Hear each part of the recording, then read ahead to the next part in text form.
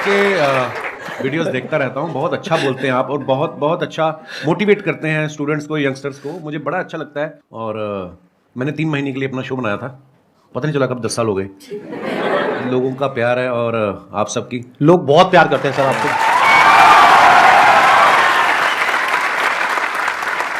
चलिए Q&A session शुरू करते हैं। सर आपसे एक्चुअली एक रिक्वेस्ट है कि आप मोटिवेशनल मंच पे आए हैं तो कॉमेडी के वे में थोड़ा मोटिवेट कर सकते हैं। ये संदीप जी से बेहतर कौन करता है? मैंने इतने सारे वीडियोस देखे हैं कि आपको इतनी मोटिवेशनल बातें करते हैं आपके साथ और बीच बीच में आपको हंसाते रहते हैं, तो इसीलिए शायद इनका शो इतना पॉपुलर भी है। Hello Kapil sir. सर मैं आपका बहुत बड़ा फैन हूँ। Thank you brother. मैं आपके साथ 2 लाइन गाना चाहता हूँ। मैं सीरियसली बोलूं, आपको देख के मुझे कोई गाना नहीं याद आ रहा। सर मेरे को आ रहा है सर, आपको देख के गाना याद। प्लीज आप शुरू करिए। गुलाबी आंखें। तू समझा? हाँ। नहीं तू समझा नहीं। हाय हाय। जो तेरी देखी शराबी ये दिल हो गया, संभालो मुझको ओ मेरे यारो, संभलना मुश्किल हो गया। गुलाबी आंखें जो तेरी देखी शराबी ये दिल हो गया। वाह, बड़े एनर्जी यार, क्या बात है, बहुत बढ़िया। सर मैं बहुत ज्यादा बोलती हूँ, बहुत ज्यादा, हद से ज्यादा बोलती हूँ। भगवान उसका भला करे जिससे आपकी शादी होगी। क्या बोला तूने?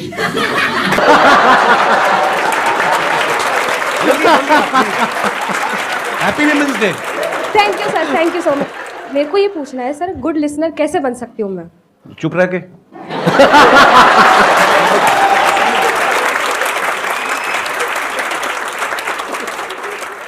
मेरा एक क्वेश्चन था कि आजकल जैसे इंस्टाग्राम पे भी बहुत सारे इन्फ्लुएंसर्स बढ़ रहे हैं, तो कुछ ही टाइम में उनका कंटेंट की कमी हो जाती है, तो आप इतने साल से रेगुलरली कर रहे हैं, तो आप कैसे अपने आप को रेलेवेंट रख रहे हैं और हम सबके लिए मतलब अभी भी इतना एंटरटेन कर रहे हैं, और कैसे कर पा रहे हैं? मुझे ऐसा लगता है आज से जब 15 साल 16 साल पहले जब नेशनल टीवी पे हिंदी में काम शुरू किया था, तो मेरे खुद के दोस्त बोलते थे कॉमेडी बड़ी हो चुकी है, अब नहीं होगी। मैं कहा ऐसे तो सांस भी बड़े ले चुका है ना। तो मुझे ऐसा लगता है कि जब तक दुनिया है, जब तक हालात हैं, हर रोज़ कुछ ना कुछ आपकी ज़िंदगी में घटता है। आप न्यूज़ चैनल लगा के देख लो, हर जगह आपको कोई ना कोई नई चीज़ें मिलती हैं। तो जब तक ये सब होता रहेगा, ह्यूमर भी आता रहेगा। हाँ, मेहनत लगती है, पर हाँ, जैसे ये जो आपकी एनर्जी देखी, जो आप लोगों का प्यार देखा, तो ये हमें मोटिवेट करता है और मेहनत करने के लिए।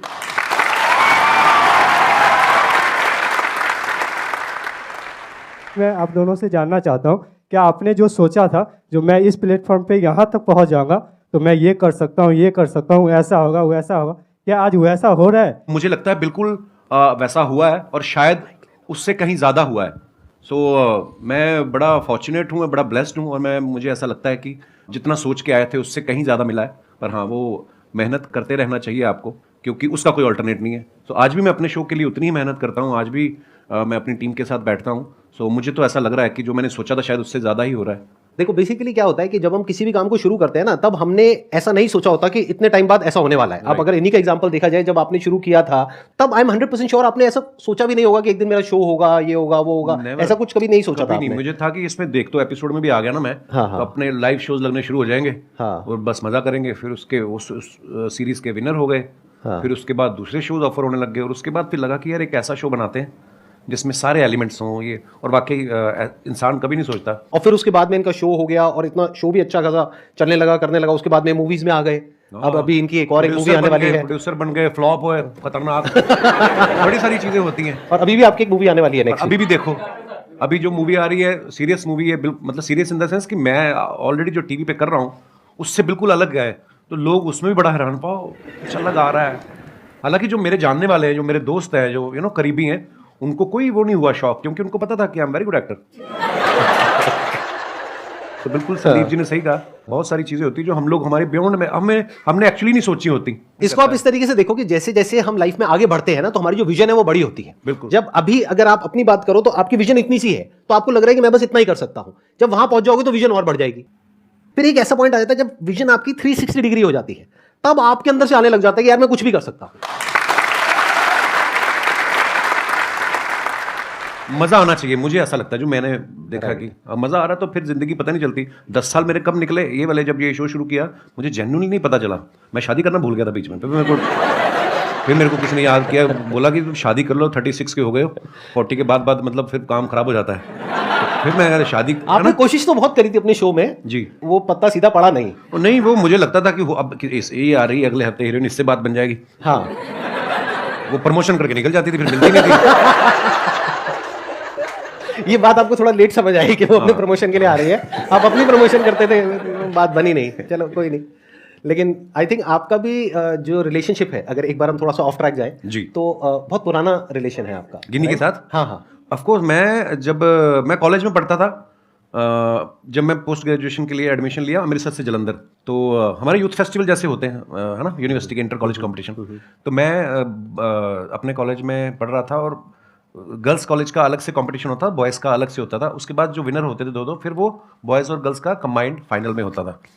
उस तरफ से गिन्नी फर्स्ट आ गई, बॉयज़ वाले में मैं आ गया, फिर फाइनल में जब आमने सामने हुए, वही एक दिन था जिसमें मैं जीता, उसके बाद गिन्नी जीतती आ रही है। और कंपटीशन क्या था सर? थिएटर कैटेगरी, मतलब बहुत सारी कैटेगरी होती है, फाइन आर्ट्स होता है, म्यूजिक होता है, आप किसमें थे? आप कौन सी कैटेगरी मैं में थिएटर में था। थिएटर और में। थिएटर में होता है one act play, skit, histrionics, mime, fancy dress. अच्छा, तो शुरू से ही आपको शौक रहा है थिएटर का, जी, जी, म्यूजिक जी, का, जी, इन सब जी, चीजों का जी। और वो जो आपकी वाइफ है वो किस कैटेगरी में थी उस वो समय? थिएटर में ही थी, और वो भी वो थिएटर। फोक डांस में भी थी। हाँ, गिद्दा बड़ा अच्छा डालती थी, अब तो मुझे नहीं चाहती है, पर जैसे आप कॉलेज डेज में थे तो आपकी हर एक ग्रुप में ऐसा होता है एक बंदा कि वो जो होता है सबकी लेने वाला होता है। तो सर, आपने जो ये कॉमेडी का जो करियर है वो आपका मतलब ये बेइज्जती करने का शौक था या फिर आपने मतलब पूछ रहे हैं आप किस तरफ थे? जैसे एक ग्रुप में एक बंदा ऐसा होता है तो आप वो बंदे थे या फिर आपके साथ ऐसा कुछ हुआ था, मतलब यही आप पूछना चाह रहे जी हैं? सर, जी सर, यस हाँ। सर। हाँ, मतलब बेइज्जती करने वाली ये लाइन कहाँ से आ गई भाई?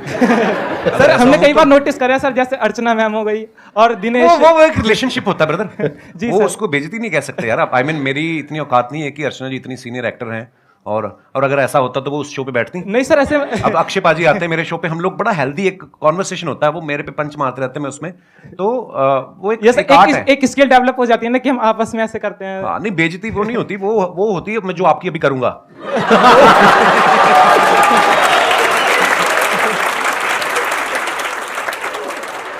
मैं स्कूल में ऐसा नहीं था बिल्कुल, कॉलेज में भी ऐसा नहीं था।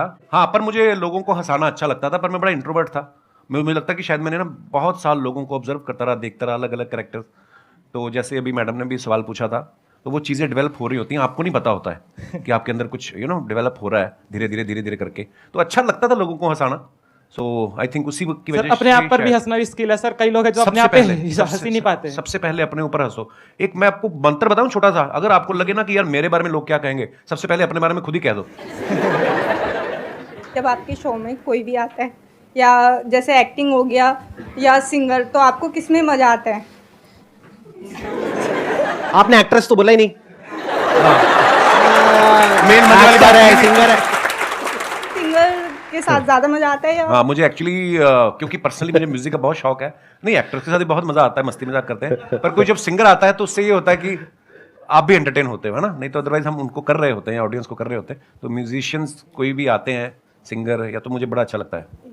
Thank you. क्वेश्चन मेरा ये है, जैसे कि सर वैसे मैं डिजिटल मार्केटिंग करता हूँ और क्या कहते हैं मिमिक्री वगैरह भी कर लेता हूँ मैं। अच्छा जी। बट मैं कहीं चैनल वगैरह पे किसी चीज़ पे मैंने कोई चैनल वगैरह नहीं बनाया। वैसे क्लाइंट के लिए हम लोग ये काम करते हैं, तो उनकी जो सोशल मीडिया अकाउंट है मैं अच्छे खासे रीच उन पे ला सकता हूँ, बट मेरे को टाइम नहीं मिल पाता। ऐसा भी नहीं है, बहुत कुछ करता हूँ, मतलब समझ में नहीं आता कि टाइम क्यों नहीं मिलता अपने लिए अगर निकालना चाहूँ तो। आप जवाब देंगे, मैं जवाब दूं? हाथ तो नहीं उठाना चाहते ना आप? मेरा आपसे सवाल है अब, ये सवाल आपने हमसे क्यों पूछा? क्योंकि आपका टाइम है। देखो, मैंने जैसे कहा कि आपको जिस चीज में मजा आता है, अगर आपको लग रहा है कि आपको आप जो कर रहे हैं उसमें आपको मजा आ रहा है, तो फिर आप वो अपने लिए कर रहे हैं, आप ही का टाइम है। और अगर आपको उसमें मजा नहीं आ रहा तो फिर मजा ढूंढने का। नहीं सर, मजा तो आता है, मतलब वही है कि टाइम नहीं मिल पाता, पता नहीं कैसे नहीं मिल पाता। भाई टाइम मिलता नहीं है, निकालना पड़ता है। My question is for both of you कि क्योंकि आप लोग अपनी फील्ड में ना you are the number one, which whatever you are doing right now you are at the top.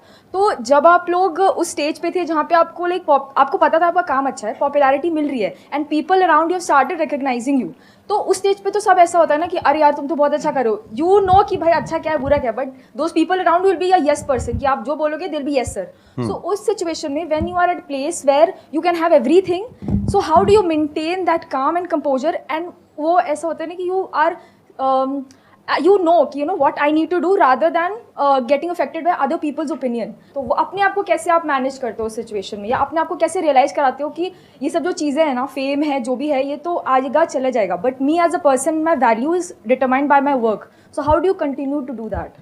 Wow. आपका सवाल भी जो है मैं समझ पाया हूँ, वो एक ही लाइन में चाहे आप पूछ सकती थी. आपने 36 लाइनें बोली हैं, पर वो भी मजा आया आपकी बात सुन के. पता क्या होता है, लोग बड़ा चढ़ाने वाले भी बहुत होते हैं. जब आप थोड़ा थोड़ा कुछ कहीं राइज करना शुरू करते हैं, बड़े लोग होते हैं, पाजी आपका तो जवाब ही नहीं है. कॉम्प्लीमेंट ले लो, लेने का मजे करो, मिल रहा है ना, कुछ कुछ ले तो नहीं रहा आपसे, उसको सीरियसली लेना. और सबसे इंपॉर्टेंट चीज़, जब आप क्रिटिसाइज होते हो, जब आपको कोई अब क्रिकेटर्स देख लो आप, आज अगर कोई सेंचुरी मारता है, उसके घर के बाहर जाके डोल बजा रहे हैं, अगले मैच पे वो 0 पे आउट हो जाए तो कीचड़ भी फेंक आते हैं. अपने लोग बड़े इमोशनल हैं, प्यार करेंगे दिल से करेंगे, गाली भी देते दिल से करेंगे. सो ना तो खुशी में ज़्यादा, एक्साइटमेंट में ज़्यादा उछलने का, और ना ही अगर आपको कुछ बुरा दिन निकल रहा है, हर दिन एक जैसा नहीं होता ना, तो उस दिन ज़्यादा टेंशन भी नहीं होने का. और ये चीज़ें ना शायद उम्र के साथ आती हैं. मैं पहले ऐसा ही था, मेरे को कोई ट्विटर पे एक गाली देता था, मैं 10 देता था उसको ना. तो वो धीरे धीरे समझ आ जाती है. आई थिंक उसका उम्र का भी उसमें वो बड़ा होता है. आप जैसे जैसे लाइफ में ग्रो करते हैं, परिवार वाले हो जाते हैं, बच्चों वाले हो जाते हैं, ये चीज़ें जो उम्र के साथ आती हैं वो उसी के साथ आती है. सो हाँ, कोई भी चीज़ परमानेंट नहीं है. ना आपका फेम, ना आपका ना आपकी तारीफ जो है वो परमानेंट है, ना ही आपका क्रिटिसिज्म जो है परमानेंट है. सो बस रिलैक्स रहने का. और ये चीजें ना कई बार टाइम के साथ साथ ही समझ आती Actually. है. मतलब अगर आप ये एक्सपेक्ट करोगे कि मेरे को या इनको एक पर्टिकुलर एज पे ये सब कुछ समझ आ जाता 10 साल 15 साल पहले, तो ऐसा नहीं होता है. ऐसा नहीं होता. जब हम वो चीज कर लेते हैं और वो गलतियां करते हैं उस तरह की, राइट, कि जब वो दिमाग पे चढ़ता है. अगर कोई आपको कहता है ना कि हाँ सक्सेस फेम दिमाग पे नहीं चढ़ता है, झूठ बोल रहा है वो इंसान. सबके चढ़ता है. सक्सेस भी दिमाग पे चढ़ता है और फेलियर भी दिमाग पे चढ़ता है. तो जब ये दोनों चीजें दिमाग पे चढ़ती है और हावी होती है, तब हमें अंदर से समझ आता है कि अच्छा इसकी वजह से क्या गड़बड़ हो रही है. फिर इंसान धीरे धीरे उसको हल्के फुल्के तरीके से लेने लग जाता है. हाँ, एक टाइम के बाद कोई चीजें आपको इफेक्ट नहीं करती, आप मर जाते हो. अरे देवा, ये गड़बड़ है बाबा.